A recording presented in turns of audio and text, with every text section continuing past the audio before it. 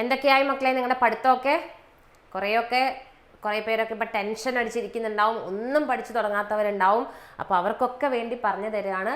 നിങ്ങൾ ഈ അവസാന നിമിഷത്തിൽ ഒരു 5 ചാപ്റ്റർ ഉണ്ട്. Motion in a straight line, motion in a plane, laws of motion, gravitation, fluids. ഈ 5 ചാപ്റ്റർ എങ്കിലും അതിനകത്തുള്ള ഇമ്പോർട്ടൻറ്റ് ക്വസ്റ്റ്യൻസ് പഠിക്കുക. പിന്നെ ഇതുപോലുള്ള ഷുവർ ഷോർട്ട് ക്വസ്റ്റ്യൻസും കുറച്ച് ഷുവർ ഷോർട്ട് ന്യൂമറിക്കൽസും കണ്ടു കഴിഞ്ഞാൽ തന്നെ നിങ്ങൾക്ക് പാസ്സാവാനുള്ള മാർക്ക് ഉറപ്പായിട്ടും കിട്ടിയിരിക്കും. അപ്പോൾ നിങ്ങൾ ടെൻഷൻ അടിച്ച് സമയം കളയുന്നതിനേക്കാൾ നല്ലത് ഇപ്പോൾ ഉള്ള ഈ ഒരു ടൈം എന്ന് പറയുന്നത് നിങ്ങൾ ക്ലാസ്സിന് വേണ്ടിയിട്ട് മാക്സിമം യൂസ് ചെയ്യുക, പഠിക്കാൻ വേണ്ടിയിട്ട് മാക്സിമം യൂസ് ചെയ്യുക കേട്ടോ. ടെൻഷൻ അടിച്ചിരുന്നിട്ടൊന്നും കാര്യമില്ലല്ലോ, നമുക്ക് എന്താണേലും നാളെ പോയിട്ട് പരീക്ഷ എഴുതാനുള്ളതല്ലേ കേട്ടോ. ഓക്കെ, അപ്പോൾ നമ്മൾ ഷുവർ ഷോർട്ട് ക്വസ്റ്റ്യൻസ് 85 ക്വസ്റ്റ്യൻസ് ആണ് നമ്മൾ ചെയ്യാൻ പോകുന്നത്. അതിനകത്ത് 42 ക്വസ്റ്റ്യൻസ് നമ്മൾ ചെയ്ത് കഴിഞ്ഞു. ഇനി ബാക്കിയുള്ള ക്വസ്റ്റ്യൻസ് ആണ് ഇപ്പോൾ ഡിസ്കസ് ചെയ്യാൻ പോകുന്നത്. അതായത് പാർട്ട് 1 ടെക്സ്റ്റ് ബുക്കിനകത്തുള്ള എല്ലാ ക്വസ്റ്റ്യൻസ്, എല്ലാ ചാപ്റ്റേഴ്സിൽ നിന്നും നിങ്ങൾക്ക് ചോദിക്കാൻ സാധ്യതയുള്ള 1 മാർക്കിൻ്റെയും 2 മാർക്കിൻ്റെയും ചോദ്യങ്ങളാണ് നമ്മൾ ചെയ്തത് കേട്ടോ. ഇനിയിപ്പോൾ നമ്മൾ ചെയ്യാൻ പോകുന്നത് സെക്കൻഡ് ടെക്സ്റ്റ് ബുക്കിലാണ്. അപ്പം ഞാൻ പ്രത്യേകിച്ച് പറയുകയാണ്, ഈ വീഡിയോയിൽ ഞാൻ ഇമ്പോർട്ടൻറ്റ് ഡെറിവേഷൻസിൻ്റെ കാര്യങ്ങളൊന്നും പറഞ്ഞിട്ടില്ല. അത് കാരണം അത് വേറെ തന്നെ വീഡിയോ ആയിട്ട് ചെയ്തിട്ടുണ്ട്. ഇമ്പോർട്ടൻറ്റ് ഡെറിവേഷൻസ്, അതുപോലെ ഇമ്പോർട്ടൻ്റ് ആയിട്ടുള്ള ഗ്രാഫുകൾ, ഇതെല്ലാം വേറെ വേറെ വീഡിയോ ആയിട്ട് ചെയ്തിട്ടുണ്ട്. ഇതിലിപ്പം ചെയ്യുന്നത് 1 മാർക്കിൻ്റെയും 2 മാർക്കിൻ്റെയും ചോദ്യങ്ങൾ മാത്രമാണ് കേട്ടോ. അത് ശ്രദ്ധിച്ചോളാം. ഓക്കെ, അപ്പം നമ്മൾ ഇനി അടുത്ത സെക്കൻഡ് ടെക്സ്റ്റ് ബുക്കിനകത്തുള്ള 1ാമത്തെ പാഠം ഏതാണ്? സോളിഡ്സ് ആണ്. സോളിഡ്സിൽ നിന്നും എന്താണ് സ്ട്രെസ്, എന്താണ് സ്ട്രെയിൻ, എന്താണ് മോഡുലസ് ഓഫ് ഇലാസ്റ്റിസിറ്റി. അപ്പോൾ ഇത് മൂന്നും കൂടെ ഒരുമിച്ച് നമുക്ക് പറയാം. എന്താണ് സ്ട്രെസ്? സ്ട്രെസ് എന്ന് പറയുന്നത് ഒരു സർഫസിലേക്ക് ആക്ട് ചെയ്യുന്ന ഫോഴ്സ് പെർ യൂണിറ്റ് ഏരിയ. ഒരു ബോഡിയിലേക്ക് ആക്ട് ചെയ്യുന്ന ഫോഴ്സ് പെർ യൂണിറ്റ് ഏരിയ ആണ് സ്ട്രെസ് എന്ന് പറയുന്നത്. അപ്പോൾ സ്ട്രെസ്സിനെ സംബന്ധിച്ച് എന്തൊക്കെ നമുക്ക് പഠിക്കണം? സ്ട്രെസ് എന്ന് പറഞ്ഞാൽ ഫോഴ്സ് ബൈ ഏരിയ ആണ്. ഇതിൻ്റെ യൂണിറ്റ് എന്തായിരിക്കും വരിക? ഫോഴ്സ് ബൈ ഏരിയ തന്നെയല്ലേ പ്രഷർ എന്ന് പറയുന്നതും. അപ്പോൾ യൂണിറ്റ് എന്താണ് വരിക? ന്യൂട്ടൺ പെർ മീറ്റർ സ്ക്വയർ ആണ്. ഇതിൻ്റെ ഡയമെൻഷണൽ ഫോർമുല എന്തായിരിക്കും? ഫോഴ്സിൻ്റെ ഡയമെൻഷണൽ ഫോർമുല ml(T⁻²) ആണ്. ബൈ ഏരിയയുടെ L² ആണ്. അപ്പോൾ ഇതും കട്ട് ചെയ്ത് കഴിഞ്ഞാൽ L മുകളിലേക്ക് കൊണ്ടുപോയിക്കേ ml(1) T⁻² ആണ് നമ്മുടെ സ്ട്രെസ്സിൻ്റെ ഡയമെൻഷണൽ ഫോർമുല. അപ്പോൾ ഇതിൻ്റെ കൂട്ടത്തിൽ നമ്മൾ യൂണിറ്റ്സ് ആൻഡ് മെഷർമെൻറ്റ്സിലെ കാര്യങ്ങളും കൂടെ പഠിക്കുകയാണ്. അപ്പോൾ ഒരു കാര്യം നിങ്ങൾ ശ്രദ്ധിച്ചോളൂ, സ്ട്രെസ്സിനും പ്രഷറിനും ഒരേ ഡയമെൻഷണൽ ഫോർമുലയാണ്. യൂണിറ്റ്സ് ആൻഡ് മെഷർമെൻറ്റ്സിൽ നിന്ന് നിങ്ങൾക്ക് ചോദിക്കുന്ന ഒരു ചോദ്യമാണ്. ചിലപ്പോൾ 2-3 ഫിസിക്കൽ ക്വാണ്ടിറ്റീസ് തരും, എന്നിട്ട് ഇതിനെ ഗ്രൂപ്പ് ചെയ്യാൻ പറയും. അപ്പോൾ ഒരേ ഡയമെൻഷണൽ ഫോർമുലയുള്ള ആൾക്കാരെ ഒരുമിച്ച് ഗ്രൂപ്പ് ചെയ്തേക്കുക കേട്ടോ. അതാണ്. ഇനി സ്ട്രെയിൻ എന്ന് പറയുന്നത് എന്താണ്? ഇപ്പം നമ്മളൊരു ബോഡിയിൽ ഒരു ഫോഴ്സ് കൊടുത്തു, അതായത് ഒരു സ്ട്രെസ് കൊടുത്തു. സ്ട്രെസ് കൊടുക്കുമ്പോൾ ഈ ബോഡിയുടെ ലെങ്ത് ഒന്ന് കൂടും അല്ലേ? ഈ ഒറിജിനൽ ലെങ്ത് L ആണെങ്കിൽ ഇപ്പോൾ കൂടുന്നത് ΔL ഇൻക്രീസ് വരും. അപ്പോൾ ഇവിടെ വന്ന ഇൻക്രീസ് ഇൻ ലെങ്ത് എന്താണ്? ΔL. ഇതെന്താണ്? L. അപ്പോൾ സ്ട്രെയിൻ എന്ന് പറയുന്നത് it is the ratio of change in physical quantity divided by original physical quantity. അപ്പോൾ ചേഞ്ച് ഇൻ ഫിസിക്കൽ ക്വാണ്ടിറ്റി എന്ന് പറയുന്നത് ഇവിടെ ΔL ആണ് change in physical quantity. Original physical quantity എന്തായിരുന്നു? L ആണ് അല്ലേ? അപ്പോൾ അങ്ങനെ വരുന്ന സ്ട്രെയിനിനെ എടുത്തു പറയുന്ന മറ്റൊരു പേരുണ്ട് ലീനിയർ സ്ട്രെയിൻ എന്ന് പറയും. കാരണം അവിടെ ലെങ്ത് വൈസാണ് മാറുന്നത് അല്ലേ? ഇനി ഇതിൻ്റെ ഷേപ്പാണ് മാറുന്നതെങ്കിൽ അതിനെ പറയുന്നത് എന്താണ്? ഷിയർ സ്ട്രെയിൻ എന്നാണ് പറയുക. ഷിയർ സ്ട്രെയിൻ എന്ന് പറയും. എന്തുവാണ്? Shear strain. ഷേപ്പാണ് മാറുന്നതെങ്കിൽ. ഇനി വോളിയം ആണ് മാറുന്നതെങ്കിൽ നമ്മൾക്ക് പറയാം ബൾക്ക് സ്ട്രെയിൻ എന്ന് പറയും. അപ്പോൾ എന്തൊക്കെ സ്ട്രെയിൻ ആണുള്ളത്? ലീനിയർ സ്ട്രെയിൻ എന്ന് പറയുന്നത് ലെങ്ത്തിൽ മാറ്റം വരുന്നു. ഷിയർ സ്ട്രെയിൻ എന്ന് പറഞ്ഞു കഴിഞ്ഞാൽ ഷേപ്പിൽ മാറ്റം വരുന്നു. ബൾക്ക് സ്ട്രെയിൻ എന്ന് പറയുന്നത് വോളിയത്തിലാണ് മാറ്റം വരുന്നത്. ഇതുപോലെ തന്നെ അതിന് കറസ്പോണ്ടിങ് ആയിട്ടുള്ള സ്ട്രെസ്സിനെ നമുക്ക് ലീനിയർ സ്ട്രെസ്, ഞാൻ സ്ട്രെസ് എന്നാണ് എഴുതിപ്പോയത്, സ്ട്രെയിൻ ആണ് കേട്ടോ. അതുപോലെ തന്നെ നമുക്ക് എന്ത് പറയാം? Linear stress, shear stress, bulk stress. അങ്ങനെ 3 ടൈപ്പ് ഓഫ് സ്ട്രെസ്സും ഉണ്ട്. ഓക്കെ, ഇനി മോഡുലസ് ഓഫ് ഇലാസ്റ്റിസിറ്റി എന്താണെന്ന് കൂടെ പറയാം. അപ്പോൾ 3 ടൈപ്പ് ഓഫ് സ്ട്രെസ്സും 3 ടൈപ്പ് ഓഫ് സ്ട്രെയിനും പഠിച്ചല്ലേ. മോഡുലസ് ഓഫ് ഇലാസ്റ്റിസിറ്റി എന്ന് പറഞ്ഞാൽ നിങ്ങൾ ഒത്തിരി കേട്ടിട്ടുണ്ടാകും. ഹൂക്സ് ലോ എന്ന് പറഞ്ഞ് കേട്ടിട്ടുണ്ടാകും. ഹൂക്സ് ലോ വർക്ക് എനർജി പവറിലുള്ള ഒരു ഹൂക്സ് ലോ നമ്മൾ നേരത്തെ കഴിഞ്ഞ വീഡിയോയിൽ പഠിച്ചിട്ടുണ്ട് അല്ലേ. അപ്പോൾ ഇവിടെ നമ്മൾ പഠിക്കാൻ പോകുന്നത് ഹൂക്സ് ലോ എന്ന് പറഞ്ഞാൽ വിത്തിൻ ദ ഇലാസ്റ്റിക് ലിമിറ്റ്. എന്താണ് ഇലാസ്റ്റിക് ലിമിറ്റ് എന്ന് പറയുന്നത്? ഒരു ബോഡിയിൽ ഒരു സ്ട്രെസ് കൊടുത്താൽ ആ ബോഡിയിൽ ഒരു സ്ട്രെയിൻ ഉണ്ടാവും അല്ലേ? ആ സ്ട്രെസ് നമ്മൾ ഒഴിവാക്കി കഴിഞ്ഞാൽ ആ സ്ട്രെയിനും അങ്ങ് ഒഴിവായി പോകണം. എക്സാമ്പിൾ പറയാം, ഒരു റബ്ബർ ബാൻഡ് നമ്മൾ വലിച്ചു, അപ്പോൾ അതിൻ്റെ ഷേപ്പ് മാറി. നമ്മൾ ആ സ്ട്രെസ് അങ്ങ് ഒഴിവാക്കി കഴിയുമ്പോൾ തിരിച്ച് റബ്ബർ ബാൻഡ് പഴയപടി ആവണം. അങ്ങനെയാണെങ്കിൽ നമുക്ക് പറയാം rubber band is within the elastic limit എന്ന് പറയാം അല്ലേ. അപ്പോൾ വിത്തിൻ ദ ഇലാസ്റ്റിക് ലിമിറ്റ് സ്ട്രെസ്സും സ്ട്രെയിനും എന്തായിരിക്കും? പ്രൊപ്പോർഷനിലായിരിക്കും. അതായത് സ്ട്രെസ് ബൈ സ്ട്രെയിൻ എന്ന് പറയുന്നത് ഒരു കോൺസ്റ്റന്റ് ആണ്. ഈ കോൺസ്റ്റന്റിനെ പറയുന്ന പേരാണ് എന്തുവാണ്? മോഡുലസ് ഓഫ് ഇലാസ്റ്റിസിറ്റി എന്ന് പറയുന്നത്. അപ്പം നമ്മൾ 3 ടൈപ്പ് ഓഫ് സ്ട്രെസ്സും 3 ടൈപ്പ് ഓഫ് സ്ട്രെയിനും പഠിച്ചത് കൊണ്ട് തന്നെ മോഡുലസ് ഓഫ് ഇലാസ്റ്റിസിറ്റി 3 ടൈപ്പ് ഉണ്ട്. എന്തൊക്കെയായിരിക്കും? ലീനിയർ മോഡുലസ് ഓഫ് ഇലാസ്റ്റിസിറ്റി, അതിനെ യങ്സ് മോഡുലസ് ഓഫ് ഇലാസ്റ്റിസിറ്റി എന്നാണ് പറയുന്നത്. യങ്സ് മോഡുലസ് ഓഫ് ഇലാസ്റ്റിസിറ്റി എന്ന് പറയും. രണ്ടാമത്തത് റിജിഡിറ്റി മോഡുലസ് ഓഫ് ഇലാസ്റ്റിസിറ്റി എന്ന് പറയാം. അതായത് നമ്മൾ ഷിയർ സ്ട്രെസ്സും ഷിയർ സ്ട്രെയിനും കാരണം ഉണ്ടാവുന്നത്. മൂന്നാമത്തത് ബൾക്ക് മോഡുലസ് ഓഫ് ഇലാസ്റ്റിസിറ്റി ഉണ്ടോ. അപ്പം ഇത്രയും പഠിച്ചപ്പോൾ തന്നെ ഈ ചാപ്റ്ററിൽ ഏതാണ്ട് ഒരു മുക്കാൽ ഭാഗത്തോളം നിങ്ങൾ പഠിച്ചു കഴിഞ്ഞു. 3 type of stress, 3 type of strain, അതുപോലെ തന്നെ മോഡുലസ് ഓഫ് ഇലാസ്റ്റിസിറ്റി. ഇനി സ്ട്രെയിനിൻ്റെ ഡയമെൻഷണൽ ഫോർമുല എന്താ, അല്ലെങ്കിൽ സ്ട്രെയിനിൻ്റെ യൂണിറ്റ് എന്തായിരിക്കും? യൂണിറ്റ് വരത്തില്ല, കാരണം change in physical quantity to original physical quantity. അപ്പം ന്യൂമറേറ്ററിലും ഡിനോമിനേറ്ററിലും ഒരേ ഫിസിക്കൽ ക്വാണ്ടിറ്റി വരുമ്പോൾ അവരുടെ യൂണിറ്റും കട്ടായിപ്പോവും, ഡയമെൻഷണൽ ഫോർമുലയും കട്ടായിപ്പോവും. അപ്പോൾ ഇവർക്ക് എന്തില്ല? യൂണിറ്റും ഇല്ല, ഡയമെൻഷണൽ ഫോർമുലയും ഇല്ല. അതുകൊണ്ട് തന്നെ മോഡുലസ് ഓഫ് ഇലാസ്റ്റിസിറ്റിയുടെ ഡയമെൻഷണൽ ഫോർമുല എന്തായിരിക്കും നിങ്ങൾ പറഞ്ഞേ? സ്ട്രെസ്സിൻ്റെ അതേ ഡയമെൻഷണൽ ഫോർമുല ആയിരിക്കില്ലേ, കാരണം സ്ട്രെയിനിന് ഡയമെൻഷണൽ ഫോർമുല ഇല്ല. അപ്പോൾ മോഡുലസ് ഓഫ് ഇലാസ്റ്റിസിറ്റിക്കും സ്ട്രെസ്സിൻ്റെ അതേ ഡയമെൻഷണൽ ഫോർമുലയാണ്. അപ്പോൾ നമുക്ക് എന്ത് പറയാം? Stress, pressure, modulus of elasticity, ഇവർക്ക് 3 പേർക്കും ഒരേ ഡയമെൻഷണൽ ഫോർമുലയാണ് കേട്ടോ. ഓക്കെ, അപ്പോൾ അത്രയും കാര്യങ്ങൾ കഴിഞ്ഞല്ലോ. യെസ്, അടുത്തത് stress strain graphs for materials A and B are shown in figure. അതായത് ഇപ്പോൾ നമ്മൾ ഗ്രാഫുകൾ ചെയ്തപ്പോൾ അതിനകത്ത് സ്ട്രെസ് സ്ട്രെയിൻ ഗ്രാഫിനെ പറ്റി വളരെ ഡീറ്റെയിൽഡ് ആയിട്ട് പറഞ്ഞിട്ടുണ്ട്. അതിൻ്റെ ഓരോ പോയിന്റും എന്തൊക്കെയാണെന്നൊക്കെ എക്സ്പ്ലെയിൻ ചെയ്തിട്ടുണ്ട്. മിസ് അതിൻ്റെ ഗ്രാഫിൻ്റെ ചെയ്ത വീഡിയോയുടെ ലിങ്ക് ഇതിൻ്റെ ഡിസ്ക്രിപ്ഷൻ ബോക്സിൽ കൊടുത്തേക്കാം, നിങ്ങളതൊന്ന് കാണണം കേട്ടോ. ഗ്രാഫുകൾ കണ്ട് പഠിക്കുക. ഓക്കെ, അപ്പോൾ അതിനകത്ത് നിന്നും വരുന്ന ചോദ്യം എന്താണെന്നുള്ളത് ഞാൻ ആ ഗ്രാഫ് പറഞ്ഞപ്പോൾ കൂടുതൽ പറഞ്ഞിരുന്നു, എന്നാലും ഒന്നും കൂടെ പറയുവാണ്. 2 മെറ്റീരിയൽസിൻ്റെ ഗ്രാഫ് ഇങ്ങനെ തന്നിട്ടുണ്ടാവും. ഇങ്ങനെ തന്നിട്ട് ഇതിനകത്ത് ചോദിക്കുന്നത് which of the materials has the greater Young's modulus ആണ്. യങ്സ് മോഡുലസ് കൂടുതൽ ആർക്കാണെന്ന് വിചാരിച്ചു കഴിഞ്ഞാൽ ഇവിടെ സ്ലോപ്പ് കൂടുതൽ ആർക്കാണെന്ന് നോക്കുക. ഇതാ, ഇതിപ്പോൾ ഇതിൻ്റെ സ്ലോപ്പ് ഇങ്ങനെയാണ് വരുന്നത്, ഇതിൻ്റെ സ്ലോപ്പ് ഇങ്ങനെയാണ് വരുന്നത്. അതായത് ഇത് കുറച്ചൊന്ന് ചെരിഞ്ഞിട്ടായിരിക്കും ഉണ്ടാവുക, ഇതൊന്നും കൂടെ കുത്തനെ. അതായത് ഇവിടെയുള്ള ആംഗിൾ നിങ്ങൾ നോക്കിയാൽ മതി. ആംഗിൾ നോക്കിക്കഴിഞ്ഞാൽ ഇവിടെയുള്ള ആംഗിൾ ഇപ്പോൾ ഈ ഡയഗ്രത്തിൽ നിങ്ങൾക്ക് നോക്കുമ്പം, ഇനി വീഡിയോയിലൂടെ കാണുമ്പോൾ നിങ്ങൾക്ക് എങ്ങനെയാണെന്ന് അറിയില്ല, ഇതിനകത്ത് എയുടെ സ്ലോപ്പാണ് കുറച്ച് കൂടുതൽ, ഇവിടെയുള്ള ആംഗിളാണ് കുറച്ച് കൂടുതൽ. അങ്ങനെ വരുമ്പോൾ എയ്ക്കാണ് കൂടുതൽ മോഡുലസ് ഓഫ് ഇലാസ്റ്റിസിറ്റി ഉണ്ടാവുക, അല്ലെങ്കിൽ ഇലാസ്റ്റിസിറ്റി കൂടുതൽ എയ്ക്കായിരിക്കും. ഓക്കെ, അടുത്തത് which of the two is the stronger material. ആരാണ് സ്ട്രോങ്ങർ എന്ന് ചോദിച്ചു കഴിഞ്ഞാൽ മെറ്റീരിയൽ എ തന്നെയാണ് സ്ട്രോങ്ങർ. കാരണം ഇവിടെ നോക്കിക്കേ, ഇവിടെ ഒരു ബെൻഡ് വരുന്നത് ഈ പോയിന്റ് ഉണ്ടാവും, ഈ ഡിസ്റ്റൻസ് കൂടുതൽ. അതായത് ഇതെന്ന് പറയുന്നത് എന്താണ്? ബ്രേക്കിംഗ് പോയിന്റ് എന്ന് പറയും അല്ലേ. അപ്പോൾ ഇവിടം തൊട്ട് ഇവിടം വരെയുള്ള ദൂരം കൂടുതലാണെങ്കിൽ, ബ്രേക്കിംഗ് പോയിന്റ് ദൂരത്തേക്കാണെങ്കിൽ അത് ഭയങ്കര സ്ട്രോങ് ആയിരിക്കും, പെട്ടെന്ന് പൊട്ടത്തില്ല. പക്ഷെ ഇവിടെ കണ്ടോ, ഈ ബ്രേക്കിംഗ് പോയിന്റ് വളരെ അടുത്താണ്. അപ്പോൾ അവിടെ എന്താണ്? ചെറുതായിട്ട് ഒരു ഫോഴ്സ് കൊടുത്ത് സ്ട്രെസ് കൊടുത്താൽ തന്നെ അവിടെ ഇത് പൊട്ടാൻ സാധ്യതയുണ്ട്. അതിനെ എന്താ പറയുക? ബ്രിട്ടിൽ എന്ന് പറയാം. അപ്പോൾ ഏതാണ് ബ്രിട്ടിൽ എന്ന് ചോദിച്ചു കഴിഞ്ഞാൽ നിങ്ങൾ ഏതാണ് എഴുതുക? ബി ആണ്. കാരണം ഈ ഡിസ്റ്റൻസ് നോക്കിയാൽ മതി. ഇതൊക്കെ ഡീറ്റെയിൽ ആയിട്ട് നമ്മുടെ സ്ട്രെസ് സ്ട്രെയിൻ ഗ്രാഫിനകത്ത് പറഞ്ഞിട്ടുണ്ട് കേട്ടോ. അപ്പോൾ നിങ്ങൾക്ക് മനസ്സിലാവും. അടുത്തത് which of the two materials more ductile. അപ്പോൾ ഡക്ടിലിറ്റി കൂടി. ഡക്ടൈൽ എന്ന് പറഞ്ഞു കഴിഞ്ഞാൽ എന്താണ്? അതിനെ വലിച്ചു നീട്ടി നമുക്ക് വയറിൻ്റെ ഷേപ്പിലേക്ക് ആക്കാൻ പറ്റണം. അപ്പോൾ എത്രത്തോളം സ്ട്രെസ് കൊടുത്താൽ അതിന് പൊട്ടാൻ പാടില്ല. അപ്പോൾ അതും ഏതാണ്? ഡക്ടൈലും ഏതാണ്? എ ആണ്. പക്ഷേ ബി എന്താണ്? ബി ബ്രിട്ടിലാണ് കേട്ടോ. പെട്ടെന്ന് പൊട്ടുന്നത് ഏതാണെന്ന് ചോദിച്ചു കഴിഞ്ഞാൽ ബി ആണ്. യെസ്, അപ്പോൾ ഇതാണ് അതിൻ്റെ സംഭവം. ഇനി ചോദിക്കുന്ന മറ്റൊരു ചോദ്യം, സ്ട്രെസ് സ്ട്രെയിൻ ഗ്രാഫ് ഇതുപോലെ തന്നിട്ടുണ്ട് 3 മെറ്റീരിയലിൻ്റെത്. ഏതാണ് മോർ ഇലാസ്റ്റിക്? അപ്പം ഏതാണ് മോർ ഇലാസ്റ്റിക് എന്ന് ചോദിച്ചു കഴിഞ്ഞാൽ മോഡുലസ് ഓഫ് ഇലാസ്റ്റിസിറ്റി കൂടുതലുള്ള ആൾക്ക്. അപ്പോൾ സ്ലോപ്പ് കൂടുതലുള്ള ആൾക്കായിരിക്കും മോഡുലസ് ഓഫ് ഇലാസ്റ്റിസിറ്റി കൂടുതൽ. അപ്പോൾ ഇതിനകത്ത് ഗ്രാഫിൽ കണ്ടോ, എയും ബിയും സിയും കണ്ടോ. ഇതിനകത്ത് എ അല്ലേ, ആംഗിൾ കൂടുതൽ എയ്ക്കല്ലേ. അതായത് നല്ല സ്ലോപ്പ് ഉള്ളത്, നല്ല കയറ്റത്തിൽ കയറി പോകുന്നത്, നല്ല കുത്തനെയുള്ള കയറ്റം കയറി പോകുന്നത് എ ആയതുകൊണ്ട് അതിനാണ് ഇലാസ്റ്റിസിറ്റി കൂടുതൽ ഉണ്ടാവുക. ഓക്കെ, അടുത്ത ചോദ്യം 48ാമത്തത്. The device use to measure atmospheric pressure is mercury barometer അല്ലേ, നമുക്കറിയാമത്. ഇനി 49, ഇത് ഫ്ലൂയിഡ്സിലേക്ക് കയറി കേട്ടോ. നമ്മൾ ഡിഫൈൻ വിസ്കോസിറ്റി എന്താണ്? നിങ്ങൾക്ക് കഴിഞ്ഞ പ്രാവശ്യം ചോദിച്ചതാണ് വിസ്കോസിറ്റി എന്താണ് എന്നുള്ളത്. വിസ്കോസിറ്റി എന്ന് പറഞ്ഞാൽ നമുക്ക് ഫ്രിക്ഷണൽ ഫോഴ്സ് എന്താണെന്ന് അറിയാം അല്ലേ. ഒരു സോളിഡ് സർഫസ് മറ്റൊരു സോളിഡ് സർഫസിൻ്റെ മേലെ വെക്കുമ്പോൾ അല്ലെങ്കിൽ സ്ലൈഡ് ചെയ്യുമ്പോൾ ഇവരുടെ ഇടയിൽ ഉണ്ടാവുന്ന ഒരു ഫോഴ്സിനെയാണ് ഫ്രിക്ഷണൽ ഫോഴ്സ് എന്ന് പറയുന്നത്. ഇതുപോലെ തന്നെ വാട്ടറിൻ്റെ കേസിലും ലിക്വിഡ് ലെയേഴ്സ് ഇങ്ങനെ ഫ്ലോ ചെയ്യുന്ന സമയത്ത് മേലെയുള്ള ലിക്വിഡ് ലെയറിൻ്റെ ഫ്ലോ തൊട്ട് താഴെയുള്ള ലിക്വിഡ് ലെയർ ഒന്ന് തടയും.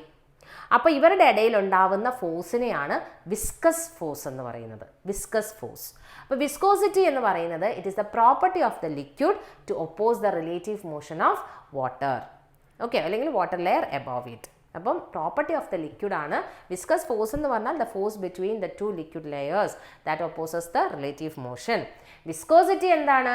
It is the property of the liquid that opposes the motion. Okay, അടുത്തത് obtain the expression for coefficient of viscosity. ഇത് നിങ്ങൾക്ക് ബോർഡ് എക്സാമിന് ചോദിച്ച ചോദ്യമാണ്.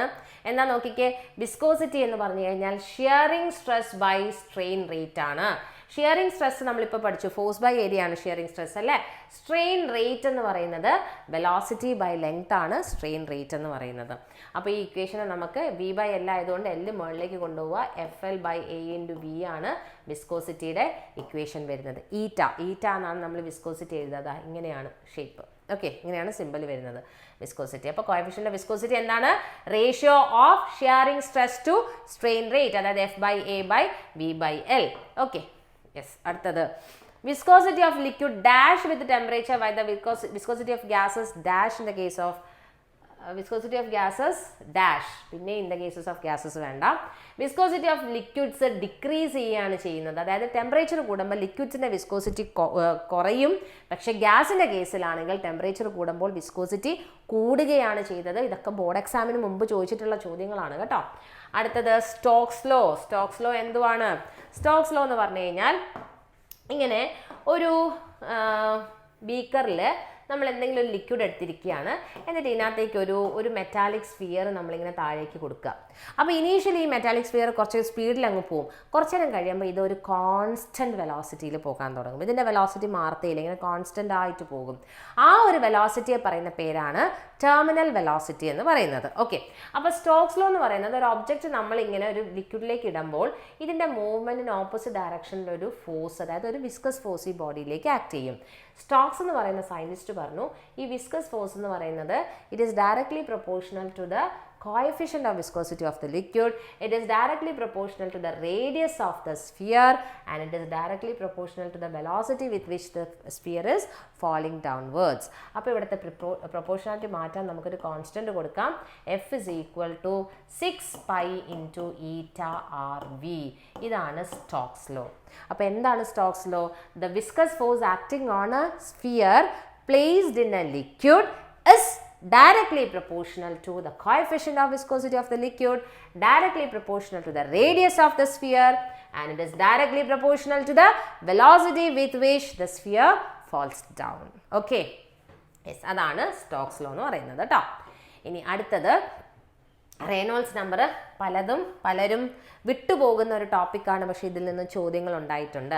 റെയ്നോൾഡ്സ് നമ്പർ എന്താണെന്ന് വെച്ചാൽ ഒരു ലിക്വിഡ് ടർബുലൻറ്റ് ഫ്ലോ ആണോ സ്ട്രീം ലൈൻ ഫ്ലോ ആണോ നടത്തുന്നത് എന്നൊക്കെ അറിയാൻ വേണ്ടിയിട്ടുള്ള നമ്പറാണ് ടർബുലൻറ്റ് ഫ്ലോ റെയ്നോൾഡ്സ് നമ്പർ എന്ന് പറയുന്നത്.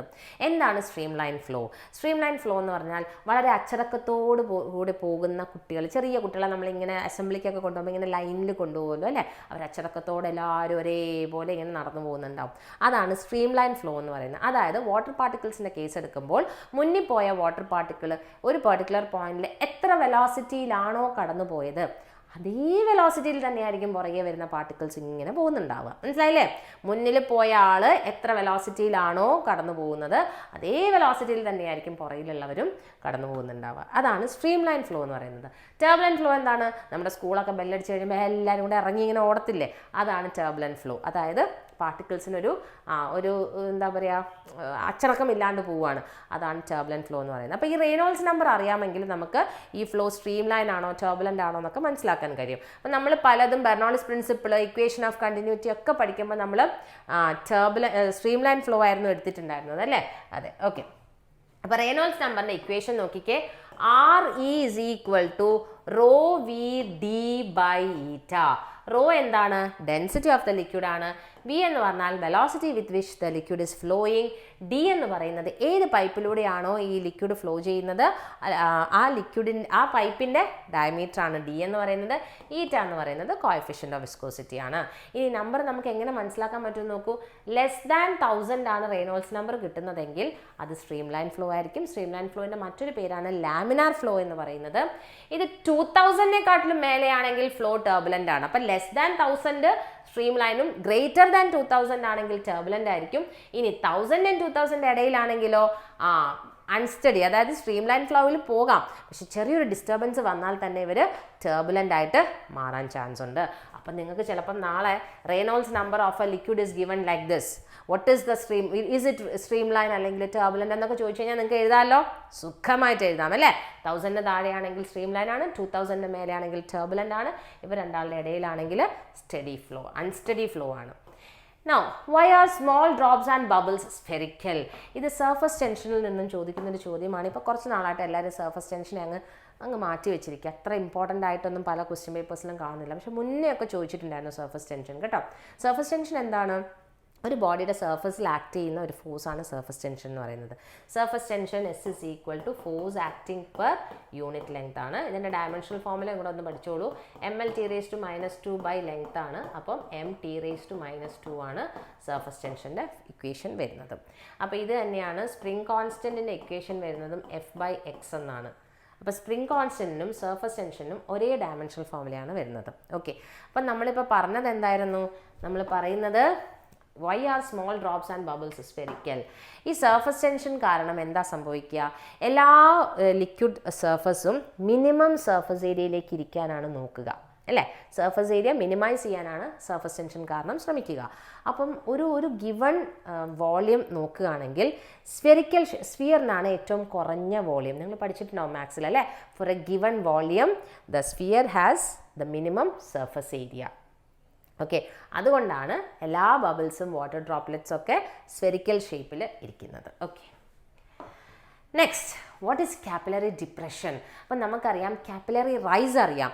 ഒരു ലിക്വിഡിലേക്ക് നമ്മൾ ഒരു കാപ്പിലറി ട്യൂബ് ഡിപ്പ് ചെയ്ത് കഴിഞ്ഞാൽ അതിനകത്തേക്ക് ലിക്വിഡ് റൈസ് ചെയ്യും അല്ലേ. അതിനാണ് കാപ്പിലറി റൈസ് എന്ന് പറയുന്നത്. പക്ഷേ ചില ലിക്വിഡ്സിൽ നമ്മൾ ഈ കാപ്പിലറി ട്യൂബ് വെച്ച് കഴിഞ്ഞാൽ കാപ്പിലറി റൈസ് അല്ല ഉണ്ടാവുക, capillary fall.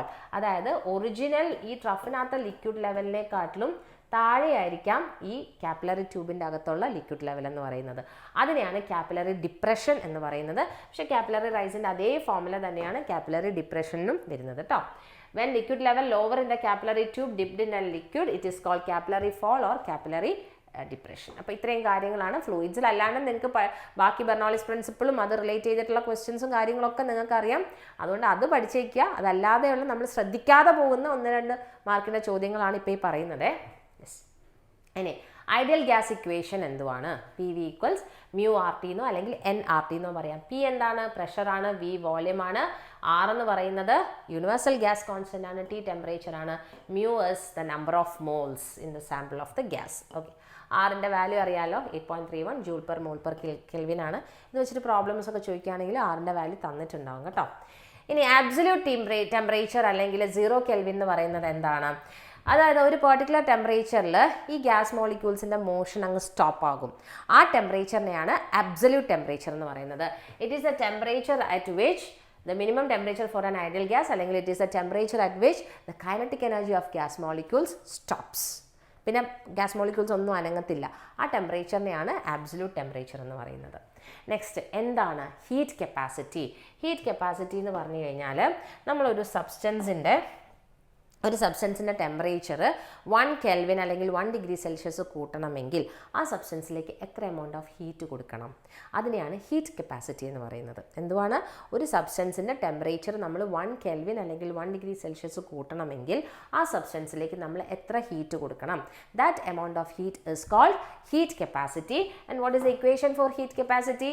Amount of heat required to raise the temperature. അപ്പോൾ ΔQ/ΔT ആണ്. യൂണിറ്റ് വരുന്നത് നോക്കൂ, ജൂൾ പെർ കെൽവിൻ അല്ലേ. Because Q is the heat, അതിൻ്റെ യൂണിറ്റ് ജൂൾ ആണ്. ടെമ്പറേച്ചർ ആകുമ്പോൾ കെൽവിൻ ആണ്.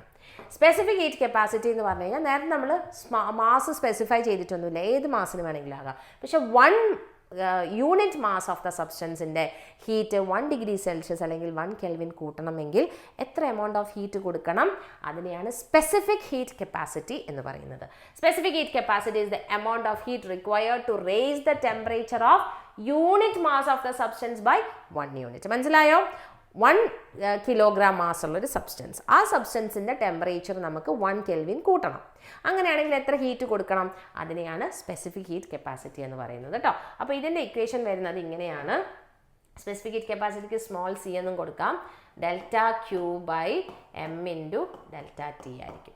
ഓക്കെ, ഇതിൻ്റെ യൂണിറ്റ് എന്തായിരിക്കും വരിക? Joule per kilogram per kelvin ആയിരിക്കും യൂണിറ്റ് വരുന്നത്. അടുത്ത ചോദ്യം നോക്കിക്കേ, why gases have two specific capacities. അതായത് നമുക്ക് CP എന്നും CV എന്നും പറയും. സ്പെസിഫിക് കപ്പാസിറ്റി അറ്റ് കോൺസ്റ്റന്റ് പ്രഷറും സ്പെസിഫിക് കപ്പാസിറ്റി അറ്റ് കോൺസ്റ്റന്റ് വോള്യൂവും ഉണ്ടാകാറുണ്ട്. അതായത് ഗ്യാസ് കംപ്രസബിൾ ആയതുകൊണ്ട് ഹീറ്റ് ട്രാൻസ്ഫർ രണ്ട് രീതിയിൽ നടത്താം. അതായത് പ്രഷർ കോൺസ്റ്റന്റ് ആക്കിയിട്ടും നടത്താം, അതുപോലെ തന്നെ വോള്യൂം കോൺസ്റ്റന്റ് ആക്കിയിട്ടും ഹീറ്റ് ട്രാൻസ്ഫർ നടത്താൻ സാധ്യതയുണ്ട്. അതുകൊണ്ടാണ് രണ്ട് ഹീറ്റ് കപ്പാസിറ്റീസ് അവിടെ ഉണ്ടാവുന്നത്. ഇനി നിങ്ങൾക്ക് ഓർമ്മയുണ്ടാവുമല്ലോ, ബോർഡ് എക്സാമിന് ഇങ്ങനത്തെ ഒരു ചോദ്യം ചോദിച്ചിട്ടുണ്ടായിരുന്നു, ഓർമ്മയുണ്ടല്ലോ അല്ലേ? സോളിഡിനെ ലിക്വിഡ് സ്റ്റേറ്റിലേക്ക് മാറ്റുന്ന പ്രോസസ്സിന് എന്താ പറയുന്നത്? മെൽറ്റിംഗ് എന്ന് പറയും. ലിക്വിഡ് സോളിഡ് ആകുന്നത് തിരിച്ച് ഫ്യൂഷൻ എന്ന് പറയും. അതുപോലെ തന്നെ ലിക്വിഡ് ഗ്യാസ് ആകുന്നത് വേപ്പറൈസേഷൻ ആണ്, ഗ്യാസ് ലിക്വിഡ് ആവുന്നത് കണ്ടൻസേഷൻ ആണ്, സോളിഡ് ഗ്യാസ് ആവുന്നത് സബ്ലിമേഷൻ ആണ്, തിരിച്ച് ഗ്യാസ് സോളിഡ് ആവുന്നതിനെയും സബ്ലിമേഷൻ എന്ന് തന്നെയാണ് പറയാറുള്ളത് കേട്ടോ. ഓക്കെ, അടുത്തത് പ്രഷർ കൂടുമ്പോൾ ബോയിലിംഗ് പോയിന്റിന് എന്താണ് സംഭവിക്കുക? ബോയിലിംഗ് പോയിന്റ് ഇൻക്രീസ് ചെയ്യുകയാണ് ചെയ്യുന്നത്, അതുപോലെ തന്നെ ഡിക്രീസസ് വിത്ത് പ്രഷർ. അപ്പോൾ ഇൻക്രീസ് ചെയ്യുന്നു എന്ന് പറഞ്ഞാൽ അർത്ഥം ഡിക്രീസ് ചെയ്യുന്നു എന്നാണ് അല്ലേ? Okay, next, cooking is difficult on hills give reason. ഒരു ഹൈറ്റിലേക്ക് പോകുമ്പോൾ എന്തുകൊണ്ടാണ് നമുക്ക് ഭക്ഷണം പാകം ചെയ്യാൻ ബുദ്ധിമുട്ടാവുന്നത്? The boiling point decreases with the decrease in pressure. At high altitudes, atmospheric pressure is lower. Boiling point of water decreases as compared to that at sea level. അപ്പോൾ എന്ത് സംഭവിക്കും? കുക്കിംഗ് ഡിഫിക്കൽട്ട് ആവാൻ സാധ്യതയുണ്ട്. ഹയർ അറ്റ്മോസ്ഫിയറിലേക്ക് പോകുമ്പോൾ എന്താ സംഭവിക്കുന്നത്? Atmospheric pressure കുറയും. Atmospheric pressure കുറയുമ്പോൾ ബോയിലിംഗ് പോയിന്റ് കുറയും. ബോയിലിംഗ് പോയിന്റ് കുറയാന്ന് പറഞ്ഞു കഴിഞ്ഞാൽ നമ്മൾ വെള്ളം ഉപയോഗിച്ചിട്ട് ഭക്ഷണം ഉണ്ടാക്കാൻ തുടങ്ങുമ്പോൾ വെള്ളം പെട്ടെന്ന് തന്നെ അങ്ങ് ബോയിൽഡ് ആയിട്ട് വേപ്പറായിട്ട് പോകും. അപ്പോൾ അവിടെ ഫുഡ് കുക്ക് ചെയ്യാൻ അല്ലെങ്കിൽ അതിനകത്ത് ഇട്ടിരിക്കുന്ന സാധനം കുക്ക് ചെയ്യാനായിട്ടുള്ള വെള്ളമില്ല അല്ലേ? പെട്ടെന്ന് തന്നെ അവിടെ ബോയിലിംഗ് പോയിന്റ് വളരെ കുറവായതുകൊണ്ട് പെട്ടെന്ന് തന്നെ ലിക്വിഡ് സ്റ്റേറ്റിൽ നിന്നും വേപ്പർ സ്റ്റേറ്റിലേക്ക് ഇത് പോവും. അപ്പോൾ കുക്കിംഗ് ബുദ്ധിമുട്ടാവാൻ സാധ്യതയുണ്ട്. അപ്പോൾ നോക്കിക്കുക, അതിൻ്റെ എക്സ്പ്ലനേഷൻ നോക്കുക. ബോയിലിംഗ് പോയിന്റ് ഡിക്രീസ് ചെയ്യാണ്, ഓൾട്ടിറ്റ്യൂഡ് കൂടുന്നതിനനുസരിച്ച് അറ്റ്മോസ്ഫിയറിക് പ്രഷർ കുറയും അല്ലേ? മുകളിലേക്ക് പോകുന്നതിനനുസരിച്ച് അറ്റ്മോസ്ഫിയറിക് പ്രഷർ കുറയുമ്പോൾ boiling point also decreases. Okay, ഇനി പ്രഷർ കുക്കറിൻ്റെ അകത്ത് എന്താണ് സംഭവിക്കുന്നത്? വളരെ ഫാസ്റ്റായിട്ട് കുക്ക് ചെയ്യാൻ പറ്റും. അപ്പോൾ നമ്മൾ നേരത്തെ പറഞ്ഞതിൻ്റെ ജസ്റ്റ് ഓപ്പോസിറ്റ്, പ്രഷർ കുക്കറിൻ്റെ ഉള്ളിൽ ബോയിലിംഗ് പോയിന്റ് വളരെ കൂടുതലാണ്. കാരണം പ്രഷർ കൂടുമ്പോൾ ബോയിലിംഗ് പോയിന്റ് കൂടും. ബോയിലിംഗ് പോയിന്റ് കൂടുമ്പോൾ നമുക്ക് പെട്ടെന്ന് തന്നെ ഫുഡ് കുക്ക് ചെയ്തെടുക്കാൻ പറ്റും, ഫാസ്റ്ററായിട്ട് കുക്കാവും ഫുഡ് അല്ലേ? യെസ്. അടുത്തത് ലേറ്റന്റ് ഹീറ്റ് എന്താണ്?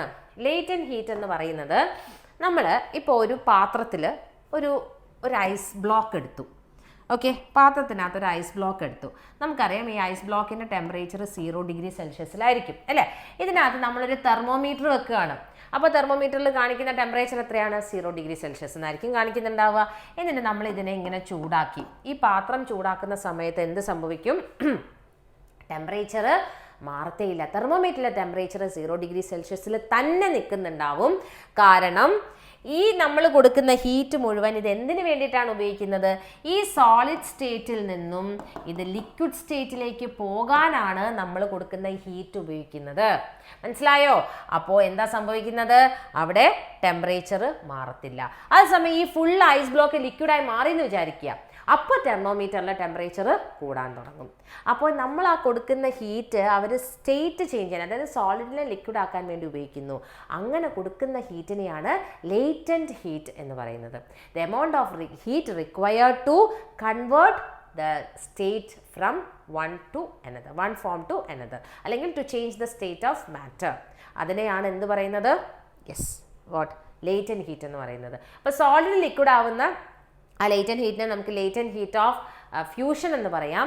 ലിക്വിഡ് ഗ്യാസായി മാറുന്ന ആ ലേറ്റന്റ് ഹീറ്റിനെ നമുക്ക് ലേറ്റന്റ് ഹീറ്റ് ഓഫ് വേപ്പറൈസേഷൻ എന്നും പറയാം. അപ്പം മനസ്സിലായല്ലോ? സോളിഡിനെ ലിക്വിഡ് ആക്കുന്നു, അല്ലെങ്കിൽ ലിക്വിഡിനെ ഗ്യാസ് ആക്കാൻ ആവശ്യമായിട്ടുള്ള ഹീറ്റിനെയാണ് ലേറ്റന്റ് ഹീറ്റ് എന്ന് പറയുന്നത് കേട്ടോ. അത്രയേ ഉള്ളൂ. അടുത്തത് ലേറ്റന്റ് ഹീറ്റിൻ്റെ ഇക്വേഷൻ ഇതാണ് വരുന്നത്. L=Q/m ആണ്. അതായത് യൂണിറ്റ് വരുന്നത് ജൂൾ പെർ കിലോഗ്രാം ആണ്. Why burns from steam are usually more serious than those from boiling water? അപ്പോൾ നോക്കിക്കേ, ലേറ്റന്റ് ഹീറ്റ് ഓഫ് വേപ്പറൈസേഷൻ, അതായത് കൂടുതൽ ഹീറ്റ് ആവശ്യമുണ്ട് ഗ്യാസിൽ നിന്നും ലിക്വിഡിലേക്ക് ആക്കാൻ, ലിക്വിഡിൽ നിന്നും ഗ്യാസിലേക്ക് ആക്കാൻ. എത്രയാണ്? 22.6 × 10⁵ ജൂൾ പെർ കിലോഗ്രാം ആണ്. അതേസമയം സോളിഡിൽ നിന്നും ലിക്വിഡിലേക്ക് ആക്കാനായിട്ട് വളരെ കുറച്ച് ടെമ്പറേച്ചറേ ആവശ്യമുള്ളൂ. ലേറ്റന്റ് ഹീറ്റ് ഓഫ് ഫ്യൂഷൻ വളരെ കുറവാണ്.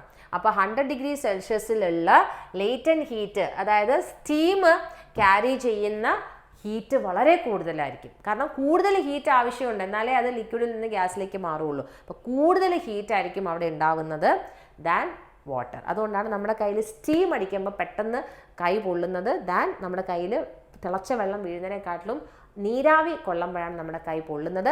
Because latent heat of vaporisation is greater than latent heat of fusion. ഇത്രയും മാത്രമേ ഉള്ളൂ ആൻസർ. വേപ്പറൈസേഷൻ്റെ ലേറ്റന്റ് ഹീറ്റ് കൂടുതലാണ് ദാൻ ഫ്യൂഷൻ. ഓക്കെ, ഇനി houses made of concrete roofs get very hot during summer days. Why? കാരണം കോൺക്രീറ്റിൻ്റെ തെർമൽ കണ്ടക്ടിവിറ്റി, അതായത് conductivity, ഹീറ്റിനെ കണ്ടക്ട് ചെയ്യുന്ന ആ ഒരു ഇതെന്ന് പറയുന്നത് കോൺക്രീറ്റിന് വളരെ കൂടുതലാണ്. അതുകൊണ്ടാണ് നമുക്ക് കോൺക്രീറ്റ് ചെയ്ത വീടിൻ്റെ അകത്തൊക്കെ ചൂട് വളരെ കൂടുന്നത്. ഓക്കെ, അതേസമയം ഓടിട്ട വീടൊക്കെ, ഓല മേഞ്ഞ വീടൊക്കെ ആണെങ്കിൽ കണ്ടക്ടിവിറ്റി, ഹീറ്റിനെ പെട്ടെന്ന് കടത്തിവിടത്തില്ല. അതുകൊണ്ട് നമുക്ക് അത്ര ചൂട് അറിയത്തില്ല. Next, zeroth law of thermodynamics. എന്താണ് സീറോത്ത് ലോ ഓഫ് തെർമോഡൈനാമിക്സ് എന്ന് പറയുന്നത്? നമ്മളിപ്പോൾ ഒരു സിസ്റ്റം എടുക്കുകയാണ്, എ എന്ന് പറയുന്ന സിസ്റ്റം.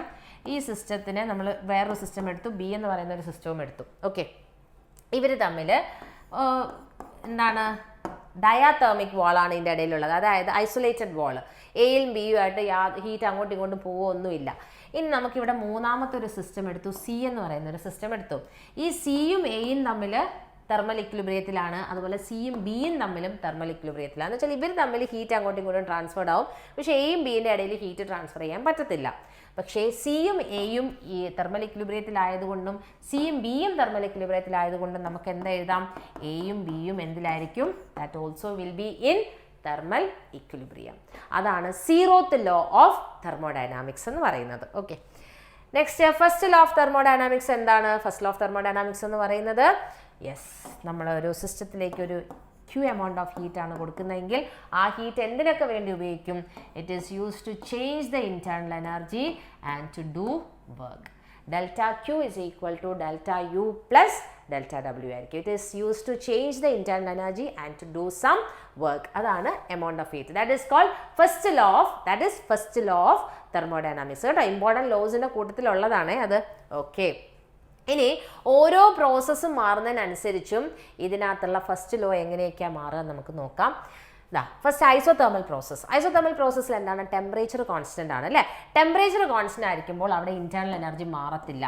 ഇന്റേണൽ എനർജി ടെമ്പറേച്ചർ മാറിയാൽ മാത്രമേ ഇന്റേണൽ എനർജി മാറുകയുള്ളൂ. അപ്പോൾ ഡെൽറ്റ യു സീറോ, നമ്മുടെ ഇക്വേഷൻ എന്താണ്? First law of thermodynamics, delta Q is equal to delta U plus delta W അല്ലേ? അപ്പോൾ ഡെൽറ്റ യു സീറോ ആയപ്പോൾ എന്തായി? Delta Q is equal to delta W ആണ് ഫസ്റ്റ് ലോ ഓഫ് തെർമോഡൈനാമിക്സ്. ഏതിന്? Isothermal പ്രോസസ്സിന്. ഇനി isobaric പ്രോസസ്സിന് എന്ന് വെച്ചാൽ എന്താണ്? പ്രഷറാണ് കോൺസ്റ്റന്റ്. പ്രഷർ കോൺസ്റ്റന്റ് ആകുമ്പോൾ ഫസ്റ്റ് ലോ ഓഫ് തെർമോഡൈനാമിക്സിന് മാറ്റമൊന്നുമില്ല. അതുപോലെ തന്നെയായിരിക്കും delta Q is equal to delta U plus delta W ആയിരിക്കും. നെക്സ്റ്റ്, ഐസോകോറിക് പ്രോസസ്സ് എന്ന് പറഞ്ഞാൽ എന്താണ്? വോളിയം ആണ് അവിടെ കോൺസ്റ്റന്റ്. വോളിയം കോൺസ്റ്റന്റ് ആവുമ്പോൾ change in volume is equal to 0 ആണ്. അതായത് വർക്ക് എന്ന് പറഞ്ഞു കഴിഞ്ഞാൽ P ഇൻറ്റു ഡെൽറ്റ വി ആണ്. അപ്പോൾ ചേഞ്ച് ഇൻ വോളിയം 0, വോളിയം മാറുന്നില്ല, ഐസോകോറിക്ക, വോളിയം കോൺസ്റ്റന്റാ. അപ്പോൾ ഈ ഡെൽറ്റ ഡബ്ല്യു എന്തായി പോവും? ഡെൽറ്റ ഡബ്ല്യു 0 ആയി പോവും. സോ അവിടെ എന്താ സംഭവിച്ചത്? Delta Q equals delta U എന്നാണ് കിട്ടുന്നത്. അഡേബാറ്റിക്കിൽ എന്താണ് സംഭവിക്കുക? അഡേബാറ്റിക്കിൽ ഹീറ്റ് എൻട്രി ചെയ്യോ പുറത്തേക്ക് പോവുകയുമില്ല. അതുകൊണ്ട് ഡെൽറ്റ ക്യൂ 0 ആയതുകൊണ്ട് ഇക്വേഷൻ എന്തായി മാറും? ഇവിടെ ഇത് 0യാ. അപ്പോൾ delta U plus delta W is equal to 0 എന്ന് പറഞ്ഞാൽ delta W is equal to minus delta U അല്ലേ? അപ്പോൾ എന്താ നമ്മളിവിടെ ചെയ്തത്?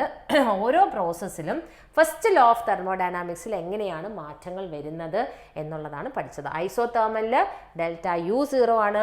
ഐസോബാറിക്കിൽ മാത്രമേ ഉള്ളൂ ഫസ്റ്റ് ലോ ഓഫ് തെർമോഡൈനാമിക്സിന് മാറ്റം ഒന്നുമില്ലാത്തത്.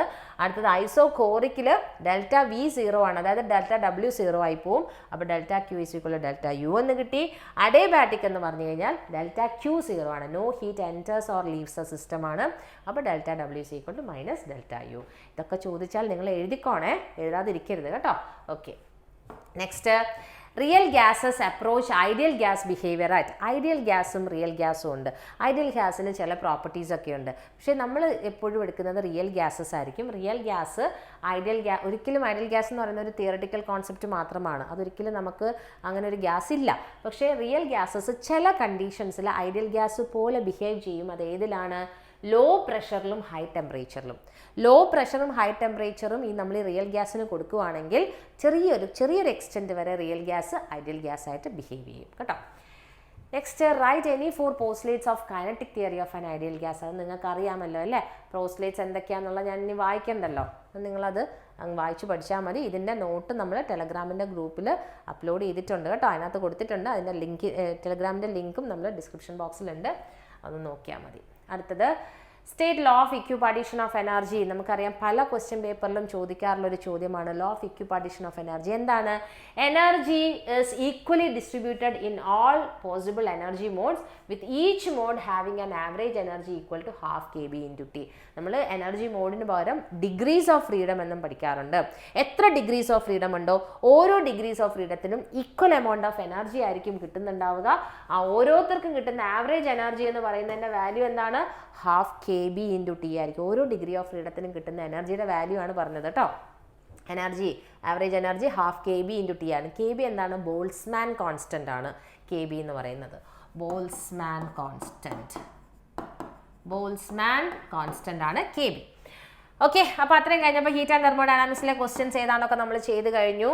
യെസ്, അടുത്തത് അപ്പോൾ അതിനകത്ത് കണ്ടക്ഷനും കൺവെക്ഷനും ഒക്കെ ഒരു മാർക്കിന് ചോദിക്കുന്ന ക്വസ്റ്റ്യൻസ് അതൊക്കെ നിങ്ങൾക്ക് അറിയാമല്ലോ അല്ലേ, ബോർഡ് എക്സാമിനൊക്കെ ചോദിച്ചതാണ്. യെസ്, ഇനി സിമ്പിൾ ഹാർമോണിക് മോഷൻ എന്താണ്? സിമ്പിൾ ഹാർമോണിക് മോഷൻ എന്ന് പറയുന്നത് force is directly proportional to displacement അല്ലേ. അപ്പോൾ നമ്മളിവിടെ ഒരു മൈനസ് കൊടുക്കണം, കാരണം മൈനസ് തന്നെ എന്തിനാണ് കാണിക്കുന്നത്? എത്ര ഡിസ്പ്ലേസ്മെന്റ് വന്നാലും തിരിച്ചത് മീൻ പൊസിഷനിലേക്ക് തന്നെ തിരിച്ചു വരും. അതാണ് നെഗറ്റീവ് സൈൻ കാണിക്കുന്നത്. അതാണ് സിമ്പിൾ ഹാർമോണിക് മോഷൻ എന്ന് പറയുന്നത്. ഇനി ടൈം പീരീഡ് ഓഫ് സിമ്പിൾ പെൻഡലത്തിൻ്റെ ഇക്വേഷൻ നമുക്കറിയാം അല്ലേ. അപ്പോൾ അത് വെച്ചിട്ടുള്ള 1-2 ചോദ്യങ്ങൾ പറഞ്ഞുതരാം. Time period of simple pendulum എന്താണ് ഇക്വേഷൻ? 2π × √L/g ആണ്. അപ്പോൾ time period depends on the length of the pendulum and acceleration due to gravity ആണ്. ലെങ്ത് ഓഫ് ദ പെൻഡുലം എന്ന് പറയുന്നത് എന്താണ്? ദാ ഇങ്ങനെ ഒരു സ്ട്രിങ് ഉണ്ട്, അതിൻ്റെ അറ്റത്തൊരു ബോബ് നമ്മൾ കണക്ട് ചെയ്യുവാണെങ്കിൽ ഈ സ്ട്രിങ്ങിൻ്റെ പോയിന്റ് ഓഫ് സസ്പെൻഷൻ മുതൽ ബോബിൻ്റെ സെൻറ്റർ വരെയുള്ള ലെങ്തിനെയാണ് length of the pendulum L എന്ന് പറയുന്നത്. ഓക്കെ, അപ്പോൾ നമ്മളിവിടെ എന്താ ചെയ്യാൻ പോകുന്നത് വെച്ചാൽ, ഇവിടെ പറഞ്ഞിരിക്കുന്ന ക്വസ്റ്റ്യൻ, ഒരു കുട്ടി ഇരുന്നിട്ട് ഊഞ്ഞാലാടുകയാണ്. ഇരുന്നിട്ട് ഊഞ്ഞാലാടുന്ന സമയത്ത് ആ കുട്ടിയുടെ ടൈം പീരീഡ് എങ്ങനെയായിരിക്കും? അപ്പോൾ ഊഞ്ഞാലാടുന്ന സമയത്ത് ഇതാ ഈ കുട്ടി ഇങ്ങനെയാണ്, ഊഞ്ഞാൽ ഇവിടെ ഇങ്ങനെ കിട്ടിയിരിക്കുകയാണ്, ഇങ്ങനെ ഒരു കുട്ടി ഇതിനകത്ത് ഇരിക്കുകയാണ്, ഇങ്ങനെ ഇരുന്നിട്ട് ഊഞ്ഞാലാടുക കേട്ടോ. അപ്പോൾ ഈ കുട്ടിയുടെ സെൻറ്റർ ഓഫ് ഗ്രാവിറ്റി വരുന്നത് എവിടെയാണ്? നമ്മുടെ ഈ അബ്ഡമൻ്റെ ഏരിയയിലല്ലേ അല്ലേ. അപ്പോൾ ഈ അബ്ഡമൻ മുതൽ ഇവിടെ വരെയുള്ള ലെങ്ത്ത് എല്ലാം എഴുതാം. അപ്പോൾ ടൈം പീരീഡ് ഒരു വാല്യൂ കിട്ടി. ഇനി ചോദിച്ചിരിക്കുകയാണ്, ഈ കുട്ടി ആ ഊഞ്ഞാലിൽ എഴുന്നേറ്റ് നിന്നിട്ട് ഊഞ്ഞാലാടുകയാണെങ്കിൽ എന്താ സംഭവിക്കുക? എഴുന്നേറ്റ് നിൽക്കുമ്പോൾ അബ്ഡമൻ കുറച്ച് മുകളിലേക്കായി അല്ലേ. അബ്ഡമൻ മുകളിലേക്കാകുമ്പോൾ എന്താണ് സംഭവിക്കുക? ഈ ലെങ്ത്ത് കണ്ടോ, ലെങ്ത് കുറഞ്ഞില്ലേ? നേരത്തേക്കാൾ ലെങ്ത് കുറഞ്ഞു അല്ലേ. ലെങ്ത് കുറയുമ്പോൾ അവിടെ എന്താ സംഭവിക്കുന്നത്? ടൈം പീരീഡിൻ്റെ ഇക്വേഷൻ എന്താണ്? 2π × √L/g അല്ലേ. അപ്പോൾ എല്ല് കുറഞ്ഞു. എല്ല് കുറയുമ്പോൾ അവിടെ ടൈം പീരീഡും എന്താവും? കുറയും. So what happens to the time period? Time period decreases when she stands up. Time period decrease ചെയ്യാന്ന് പറഞ്ഞാൽ എന്താണ്? ഒരു ഓസിലേഷൻ എടുക്കാനുള്ള ടൈം കുറവാണ് എന്ന് പറഞ്ഞാൽ ഈ കുട്ടിക്ക് പെട്ടെന്ന് ഊഞ്ഞാലാടാൻ കഴിയും. അപ്പോൾ she can swing faster than sitting. ഇരുന്നിട്ട് ആടുന്നതിനെക്കാട്ടിലും സ്പീഡായിട്ട് കുട്ടിക്ക് നിന്നിട്ട് ആടാൻ പറ്റും. കാരണം ടൈം പീരീഡ് കുറവെന്നല്ലേ പറയുന്നത്. ഒരു പ്രാവശ്യം ഓസിലേറ്റ് ചെയ്ത് വരാനെടുക്കുന്ന സമയം കുറവാണെന്നാണ് പറഞ്ഞിരിക്കുന്നത് കേട്ടോ. Okay, next question, what is seconds pendulum? Seconds pendulum നമുക്കറിയാം എന്താണ്? ടൈം പീരീഡ് 2 സെക്കൻഡ്സ് വരുന്ന പെൻഡുലത്തിനെയാണ് സെക്കൻഡ്സ് പെൻഡുലം എന്ന് പറയുന്നത്. അതിന്റെ ലെങ്ത് എന്താണ്? 1 മീറ്റർ ആണെന്ന് അറിയാം അല്ലേ. അടുത്ത ക്വസ്റ്റ്യൻ 77th ക്വസ്റ്റ്യൻ. അപ്പം നമ്മുടെ 85 ക്വസ്റ്റ്യൻസിൽ 77ാമത്തെ ക്വസ്റ്റ്യനിൽ നമ്മൾ വന്നെത്തി നിൽക്കുകയാണ്. അപ്പോൾ 77ാമത്തെ ക്വസ്റ്റ്യൻ നിങ്ങൾ നോക്കുക. The waves governed by Newton's laws and require a material medium for their propagation are called mechanical waves. Mechanical വേവ്സിന് എക്സാമ്പിൾ ആണ് water waves, sound waves, seismic waves ഒക്കെ കേട്ടോ. ഓക്കെ, അപ്പോൾ മെക്കാനിക്കൽ വേവ്സ് എന്താണെന്നുള്ളത് മനസ്സിലായി. Waves which do not require, അപ്പോൾ mechanical വേവ്സിന് medium ആവശ്യമാണ് പ്രൊപ്പഗേറ്റ് ചെയ്യണമെങ്കിൽ. പക്ഷേ ഈ മീഡിയം ആവശ്യമില്ലാത്ത വേവ്സിനെ എന്താണ് പറയുന്നത്? അതിനെ ട്രാൻസ്വേഴ്സ് വേവ്സ് എന്ന് പറയും. അപ്പോൾ ഇലക്ട്രോമാഗ്നറ്റിക് വേവ്സ് ട്രാൻസ്വേഴ്സ് വേവ് ആണ്. ഇലക്ട്രോമാഗ്നറ്റിക് വേവ് എന്ന് പറയുന്നത് നിങ്ങൾക്കറിയാം 7 ഇലക്ട്രോമാഗ്നറ്റിക് വേവ്സ് ഉണ്ട്. Visible light, ultra violet light, radio wave, microwave, X-rays, infrared, ഇതൊക്കെ എക്സാമ്പിൾസ്. റേഡിയോ വേവ്സ് ഇതൊക്കെ പറഞ്ഞിട്ടുണ്ട്. ഇതൊക്കെയാണ് ഇലക്ട്രോമാഗ്നറ്റിക് വേവ്സ് എന്ന് പറയുന്നത്. അപ്പം ലൈറ്റിന് മീഡിയം ആവശ്യമില്ല, പക്ഷെ സൗണ്ടിന് മീഡിയം ആവശ്യമാണ് പ്രൊപ്പഗേറ്റ് ചെയ്യണമെങ്കിൽ. നെക്സ്റ്റ് 79ാമത്തെ question, The waves associated with moving electrons, protons, neutrons and other fundamental particles are called എന്ന് വെച്ചാൽ ഇലക്ട്രോൺസിന്റെ മൂവ്മെന്റ് കാരണം അല്ലെങ്കിൽ പ്രോട്ടോൺസിന്റെ മൂവ്മെന്റ് കാരണം ഉണ്ടാവുന്ന വേവ്സിനെയാണ് മാറ്റർ വേവ്സ് എന്ന് പറയുന്നത്. അടുത്ത 80ാമത്തെ question, write the expression for speed of a transverse wave on stretched string. ഇത് 2022 ഇംപ്രൂവ്മെന്റ് എക്സാമിനേഷന് ചോദിച്ച ക്വസ്റ്റ്യൻ ആണ്. ഇക്വേഷൻ എന്താണ്? V = √T/μ ആണ്. ഇതിൽ T എന്ന് പറയുന്നത് ടെൻഷൻ ഓൺ ദ സ്ട്രിംഗ് ആണ്. മ്യൂ എന്ന് പറയുന്നത് ലീനിയർ മാസ് ഡെൻസിറ്റി, അതായത് മാസ് പെർ ലെങ്ത് ആണ് മ്യൂ എന്ന് പറയുന്നത്, T/μ. അതുപോലെ തന്നെ ലോഞ്ചുനൽ വേവ്, ഒരു ഫ്ലൂയിഡിന്റെ കേസിൽ ലോഞ്ചുനൽ വേവിന്റെ ഇക്വേഷൻ, അതായത് ജനറൽ ഇക്വേഷൻ ഇതാണ് വരുന്നത്. സൗണ്ട് വേവിന്റെ കേസിൽ V = √PE/ρ ആണ് ഇക്വേഷൻ, √E/ρ. E എന്ന് പറയുന്നത് മോഡുലസ് ഓഫ് ഇലാസ്റ്റിസിറ്റി ആണ്. അപ്പോൾ ഒരു ലിക്വിഡിന്റെ കേസിൽ ഇക്ക് പകരം എന്തായിരിക്കും വരിക? B ആണ് വരിക. ഗ്യാസിന്റെ കേസിൽ ഇക്ക് പകരം വരുന്നത് P ആണ്. P/ρ എന്നാണ് ന്യൂട്ടൺ പറഞ്ഞത്. പക്ഷേ ഈ ലോ തെറ്റാണ് എന്നുള്ളത് ആരാണ് പറഞ്ഞത്? ലാപ്ലേസ് പറഞ്ഞു ഇക്വേഷൻ തെറ്റാണ്, ഇവിടെ ഒരു ഗാമയും കൂടെ കൊടുക്കണം, എന്നാൽ മാത്രമേ velocity of sound correct 340 m/s കിട്ടുള്ളൂ എന്ന് പറഞ്ഞു. ഇനി ലിക്വിഡിൻ്റെ കേസിലാണെങ്കിൽ B വന്നു. ഇനി നമ്മുടെ സോളിഡിൻ്റെ കേസിലാണെങ്കിൽ വെലോസിറ്റി ഓഫ് സൗണ്ടിന് ഈയുടെ അവിടെ എന്ത് കൊടുക്കണം? Y കൊടുക്കുക, യങ്സ് മോഡുലസ് ഓഫ് ഇലാസ്റ്റിസിറ്റി. അപ്പോൾ Y/ρ. ഇതാണ് 3 ഇക്വേഷൻസ്. ഓക്കെ, അതാണ് പറയുന്നത്. അപ്പോൾ expression for a longitudinal wave √Y/ρ, അതായത് സോളിഡിൻ്റെ കേസിൽ Y/ρ എന്നാണ് വരിക. Y യങ്സ് മോഡുലസ് ആണ്, rho density of the medium ആണ്. ലോഞ്ചുനൽ വേവിന് ആൻഡ് ഐഡിയൽ ഗ്യാസിൽ കണ്ടോ √P/ρ ആണ്. അപ്പം ലാപ്ലേസ് അത് കറക്റ്റ് ചെയ്തു, √P/ρ എന്ന് കറക്റ്റ് ചെയ്തു. ഇനി 85ാമത്തെ ക്വസ്റ്റ്യൻ നിങ്ങൾക്കറിയാം. ഹാർമോണിക്സിൻ്റെ ഒക്കെ ഡെറിവേഷൻസ് നിങ്ങൾ കൃത്യമായിട്ട് പഠിച്ചോണം. കാരണം അത് നമുക്ക് എന്തുവാണ് ഈ ഡെറിവേഷൻ, അതായത് ഓപ്പൺ പൈപ്പ്, ക്ലോസ്ഡ് പൈപ്പ്, അതുപോലെ സ്ട്രെച്ച്ഡ് സ്ട്രിങ്, അതിൻ്റെയൊക്കെ ഹാർമോണിക് റേഷ്യോസിൻ്റെ ഒരു ചോദ്യം ഷുവറായിട്ട് ചോദിക്കാം. കാരണം ബോർഡ് എക്സാമിനൊന്നും ചോദിച്ചിട്ടില്ലല്ലോ, അതുകൊണ്ട് ഇതിന് നന്നായി പ്രതീക്ഷിക്കാം.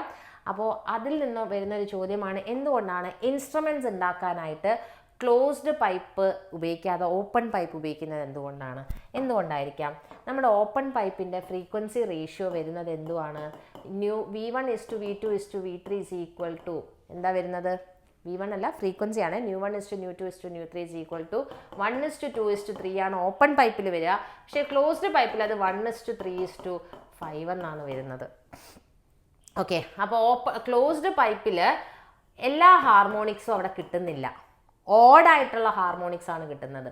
അതേസമയം ഓപ്പൺ പൈപ്പിൽ എല്ലാ ഹാർമോണിക്സും നമുക്ക് അവൈലബിൾ ആയതുകൊണ്ട് തന്നെ നമ്മുടെ ഓപ്പൺ പൈപ്പ് വെച്ചിട്ടാണ് മ്യൂസിക്കൽ ഇൻസ്ട്രുമെൻറ്റ്സ് ഉണ്ടാക്കുന്നത്. ഓക്കെ, അപ്പം നമ്മൾ 85 ക്വസ്റ്റ്യൻസ് എല്ലാ ചാപ്റ്ററിൽ നിന്നുമുള്ള ക്വസ്റ്റ്യൻസ് ആണ് നമ്മളിവിടെ ഡിസ്കസ് ചെയ്തത്. 2 പാർട്ടായിട്ടാണ്. പാർട്ട് 1 അപ്ലോഡ് ചെയ്ത് കഴിഞ്ഞിട്ടുണ്ട്. ഇനി പാർട്ട് 2 ആണ് ഉടനെ തന്നെ അപ്ലോഡ് ചെയ്യുകയാണ്. നമ്മളിപ്പം വീഡിയോയുടെ ലെങ്ത്ത് കൂടുതലായതുകൊണ്ടാണ് അപ്ലോഡ് ചെയ്യാനൊക്കെ ടൈം എടുക്കുന്നുണ്ട്. പിന്നെ അറിയാമല്ലോ, നല്ല മഴയുടെ സമയം കൂടി ആയതുകൊണ്ട് എല്ലാം ഒന്ന് ജാമായി നിൽക്കുകയാണ്. അതുകൊണ്ടാണ് എന്താണേലും നിങ്ങൾ എപ്പോഴാണെങ്കിലും നിങ്ങൾക്കത് കിട്ടുമ്പം ഒന്ന് ഫാസ്റ്റായിട്ടെങ്കിലും ക്വസ്റ്റ്യൻസ് കണ്ടു പോകുന്നത് വളരെ നല്ലതാണ്. പിന്നെ അതുപോലെ നമ്മുടെ ന്യൂമറിക്കൽസിൻ്റെ പാർട്ട് 1 ടെക്സ്റ്റ് ബുക്കിനകത്തുള്ള ന്യൂമറിക്കൽസിൻ്റെ ക്വസ്റ്റ്യൻസ് ചെയ്തിട്ടുണ്ട്. പാർട്ട് 2 ഉടനെ തന്നെ അപ്ലോഡ് ചെയ്യുന്നതാണ്. അപ്ലോഡ് ചെയ്തിട്ടുണ്ട്, അതിങ്ങനെ അപ്ലോഡ് ആവാൻ ടൈം എടുക്കുന്നുണ്ട്, അതുകൊണ്ടാണ്. അപ്പോൾ അത് നിങ്ങൾക്ക് കിട്ടിയിരിക്കും. ഇനി എന്താണ് നിങ്ങൾക്ക് ചെയ്യാൻ ആവശ്യം എന്നുള്ളത് എത്രയും പെട്ടെന്ന് പറഞ്ഞു കഴിഞ്ഞാൽ നമുക്കത് വേഗം തന്നെ ചെയ്യാം. ഇപ്പോൾ സമയം 8:55 ആയിട്ടുള്ളത്. അപ്പോൾ നിങ്ങൾക്ക് ടൈമുണ്ട്, നമുക്ക് രാത്രി 11 മണി 12 മണി വരെ സമയമുണ്ടല്ലോ. അപ്പോൾ നിങ്ങളുടെ ആവശ്യങ്ങൾ എന്താണെന്ന് പറഞ്ഞു കഴിഞ്ഞാൽ നമുക്കതിനനുസരിച്ചിട്ടുള്ള വീഡിയോ പെട്ടെന്ന് തന്നെ ചെയ്യാൻ കഴിയും. അപ്പോൾ നാളത്തെ പരീക്ഷ അടിപൊളിയായിട്ട് നിങ്ങൾക്ക് പോയിട്ട് എഴുതാം.